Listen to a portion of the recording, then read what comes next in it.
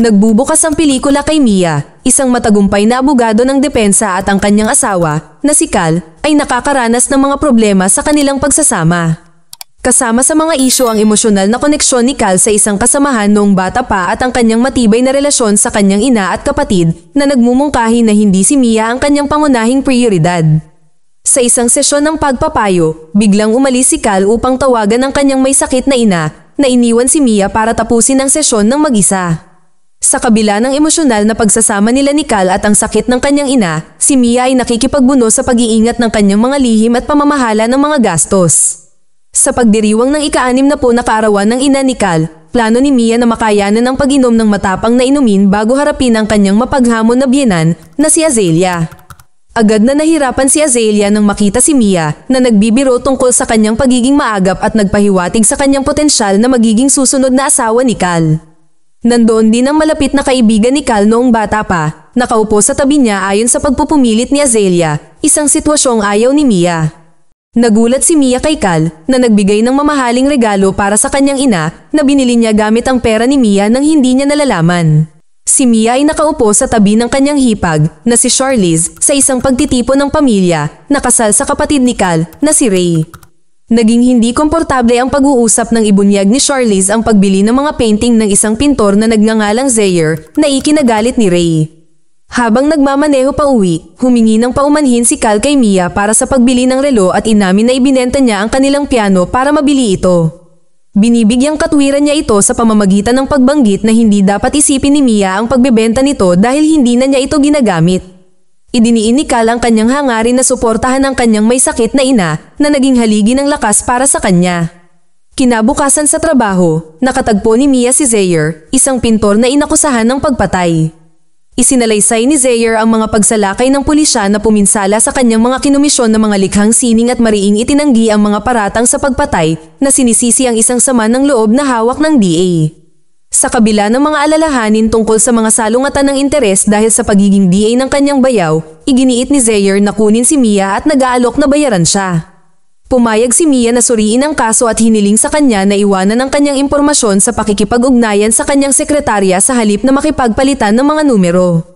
Sa susunod na eksena, lumabas sina Mia at Charlize sa gym at nakatagpo ang mga nagpoprotesta sa labas ng isang lokal na gallery na hinihimok ang pag-alis ng mga likhang sining ni Zaire na hindi pinapansin ng may-ari ng gallery.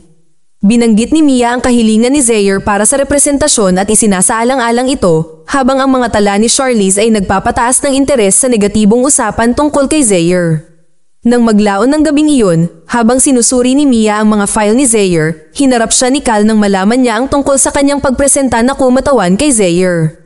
Iginiit niya na iwasan niya ang pagharap sa kaso, na idiniin na hindi niya dapat kalabanin ang kanyang kapatid. Buong tapang na hinarap siya ni Mia gamit ang kanyang pera, na sinasabi na ginagamit niya ang kanyang pera. Ibinunyag na sinasagot niya ang mga gastosang medikal para sa ina ni Cal na walang insurance. Si Cal, isang anesthesiologist na sinibak dahil sa pag-abuso sa droga, ay hindi sinabi sa kanyang pamilya ang nangyari sa kanya.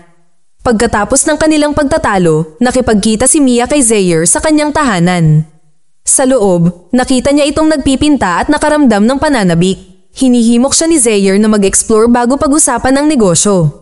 Inutusan ni Mia si Zaire na ibahagi ang lahat ng kanyang nalalaman at nagsimula siya sa pagsasalaysay ng kanyang pagmamahal kay Heidi na nagsisimula sa Italia at nagtatapos ng misteryoso pagkatapos ng isang exhibition.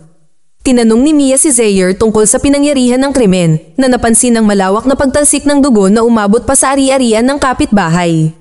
Ipinaalam niya sa kanya ang tungkol sa mga fragment ng bungo na natuklasan sa isa sa kanyang mga pintura at sinimulan ng isang masusing interogasyon na nagpagulo sa kanya. Sa pagpapakita ng isang video kung saan inakusahan siya ng kanyang dating kasintahan na may balak siyang patayin siya, pinabulaanan ni Zaire ang bisa nito na naguguluhan sa kanyang mga motibo sa pag-record nito. Sa kabila ng mapanghikayat na ebidensya, tulad ng $3 milyong na life insurance na inilabas sa biktima, ang maliwanag na kakulangan ng kaalaman ni Zaire tungkol sa mga kaganapang ito ay humantong kay Mia na isaalang-alang ang pagrepresenta sa kanya. Nang gabing iyon, sa pag-uwi, nakita ni Mia ang kanyang biyenan at bayaw na naghihintay sa kanya. Nagluto si Azalea ng hapunan para sa kanila, ngunit ang tensyon sa kapaligiran ay naging dahilan upang makisalo siya sa pagkain sa isang taong may galit. Inanunsyo ni Ray ang kanyang kandidatura bilang mayor na nagpapataas ng tensyon sa loob ng pamilya. Siya ay banayad na nagpapahiwatig na alam niya ang tungkol sa ginawa ni Mia na potensyal na kumakatawan kay Zaire. Layunin ni Ray na isangkat siya ng walang marangal na intensyon tulad ng pag-iingat sa kababaihan o kaligtasan ng publiko. Bagamat hindi niya ibinunyag ang kanyang desisyon noong gabing iyon, mas pinili ni Mia na manatiling kumatawan kay Zaire. Kinabukasan, humingi ng paumanhin si Charlize sa nalaman ni Azalea at Ray tungkol kay Zaire. Tinanong ni Mia ang mga motibo ni Charlize sa pagsasabi sa tungkol kay Zaire. Nadismaya siya at sa pagtatangkang itago ang kanyang galit sa gitna ng sakit ni Azalea at hindi pagkakasundo ng pamilya.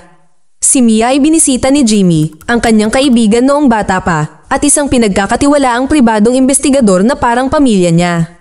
Naramdaman ng kanyang stress, sinamahan siya ni Jimmy para maglakad. Ipinaalam niya kay Mia ang tungkol sa mga problema ni Cal bago siya mawalan ng trabaho at maingat na sinusubaybayan ang sitwasyon na nakatuon sa pagsuporta kay Mia. Sinubukan ni Jimmy na hanapin ang pamilya ni Heidi sa Mexico, ngunit hindi nagtagumpay. Sa kanilang talakayan, nalaman niya ang pag-aalinlangan ni Mia tungkol sa pagpresenta kay Zaire at umaasa siyang ginagawa niya ito batay sa isang paniniwala sa kanyang kawalang kasalanan o sa halip na ginagawa niya ito dahil galit siya sa kanyang bayaw, kaya tiniyak ni Mia sa kanya ang kanyang paniniwala.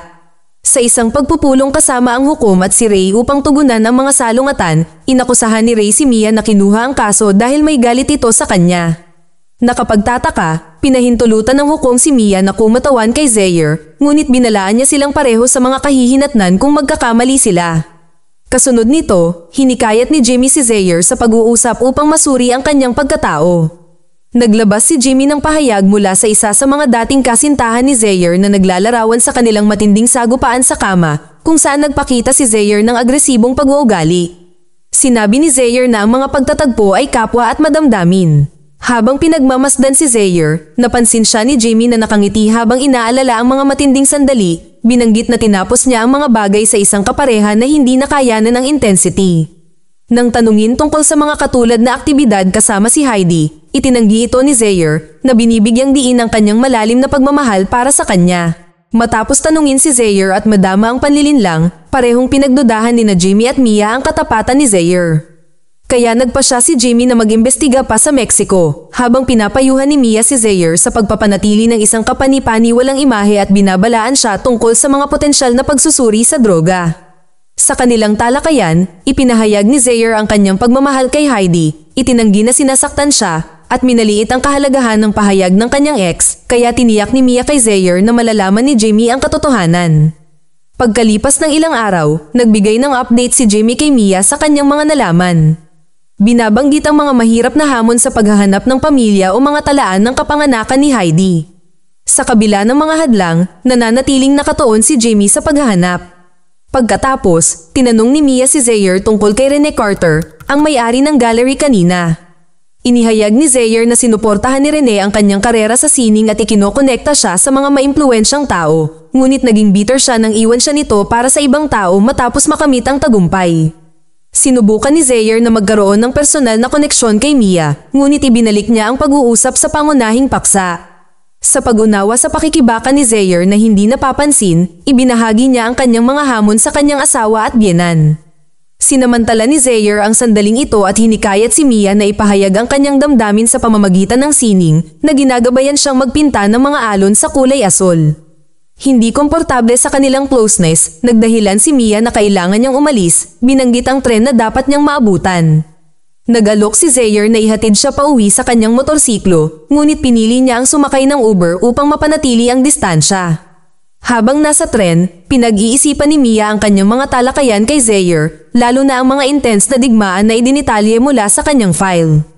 Sa kabila ng banayad na pagtatangka ni Zaire na manligaw, si Mia ay nagsimulang makaramdam ng pagkahumaling sa kanya at nangangarap na makipagsapalaran para dito. Pagdating sa bahay, nagpasya siyang makipag-ugnayan muli sa kanyang asawa. Kinabukasan, dumating si Cal na may dalang mga bulaklak para kay Mia na nagpapanatili ng kanyang distansya.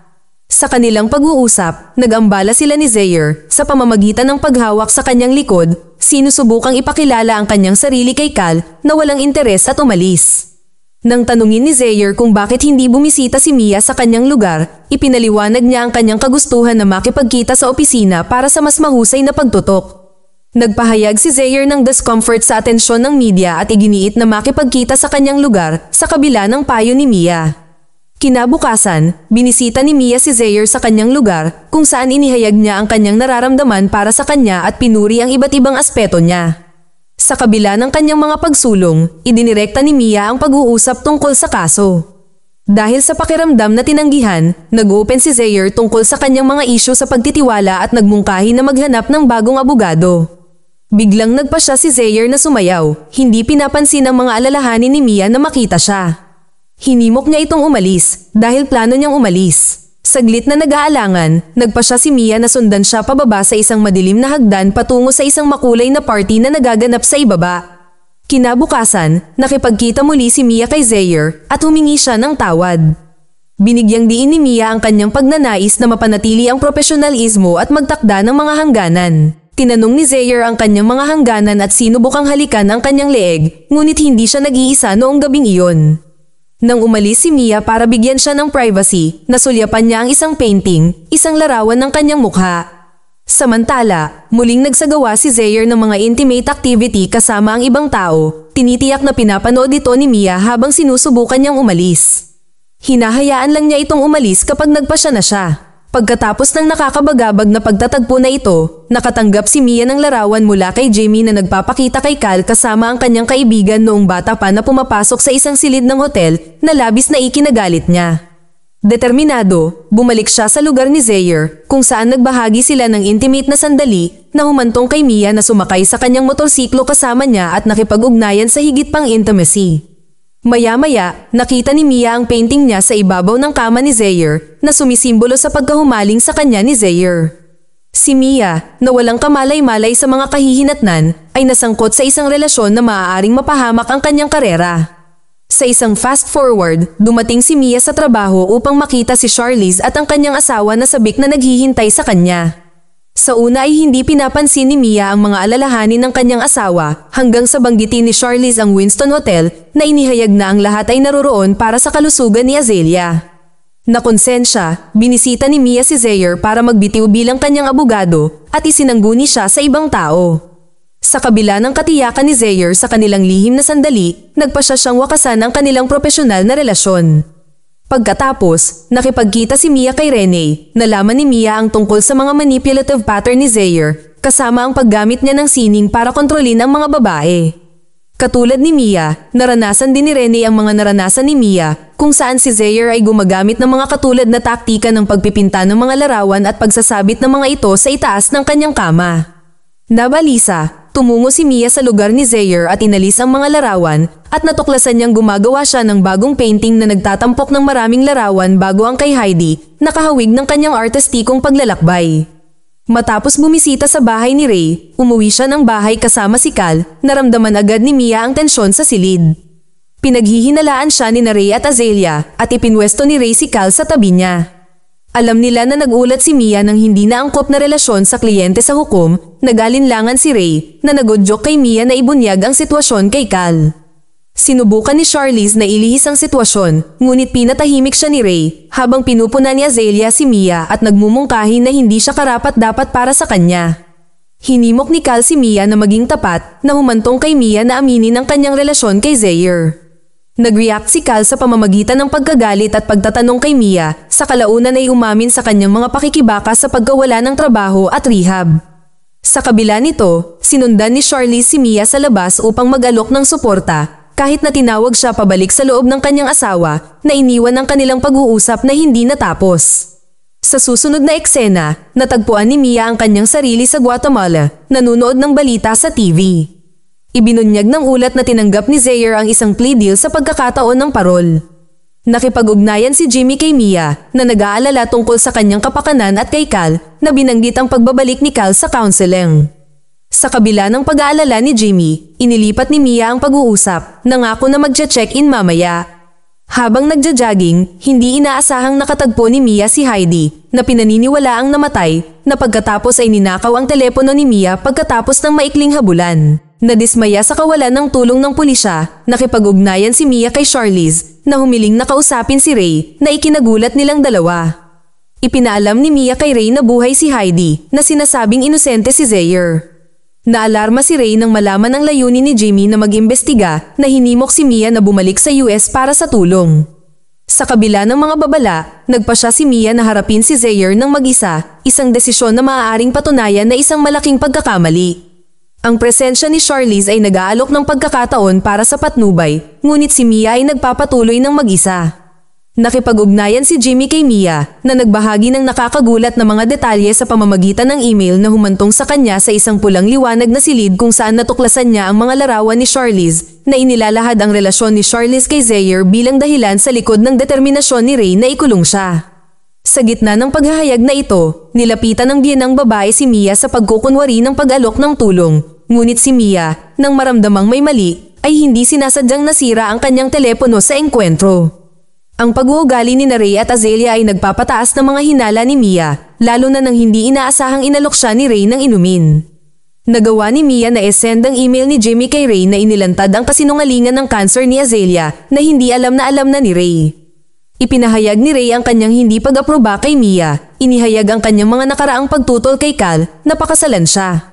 Sa isang nakakagulat na twist, inabot ni Ray kay Charlize ang isang kutsilyo, nagbabalak na saktan siya, ngunit gumanti si Charlize na humantong sa isang pakikibaka na nag-iwan sa kanya na mawalan ng malay. Sa kaguluhan, hinarap ni Mia si Azelia, pinasuko si Azelia bago tumakas sa bahay. Inatake siya ni Ray sa labas, ngunit nakatakas si Mia sakay ng isang pickup truck. Hinabol siya ni Ray, Azelia, nagpupumiglas sa truck habang si Mia ay bumangga sa isang puno at tumakas na naglalakad. Nang makita ni Mia ang isang kotse, napagtanto ni Mia na si Cal yun. Sa simula ay tila nag-aalala, ngunit nagbago ang pag-uugali ni Cal nang marinig ni Mia ang isang tawag na nagpapakita ng kanyang pakikipagsabuatan kay Ray. Inamin ni Cal na minamanipula siya ni Ray na nagsusulong ng karahasan upang kontrolin si Mia. Isang komprontasyon ang naganap na humantong kay Mia na magdulot ng isang nakamamatay na aksidente na nagresulta sa pagkamatay ni Cal. Sa huling eksena, inaresto si Ray, pinalaya si Zaire, at pinutol ni Mia ang kanyang nakaraan, hindi pinapansin ang mga pagtatangka ni Zaire na muling kumonekta. Itinapon niya ang kanyang telepono na sumisimbolo sa kanyang desisyon na magpatuloy at lumayo sa kaguluhan. Mag-subscribe para sa higit pang mga video na tulad nito, i-on ang notification at mag-iwan ng like para matulungan ang aming channel. Salamat sa panunood.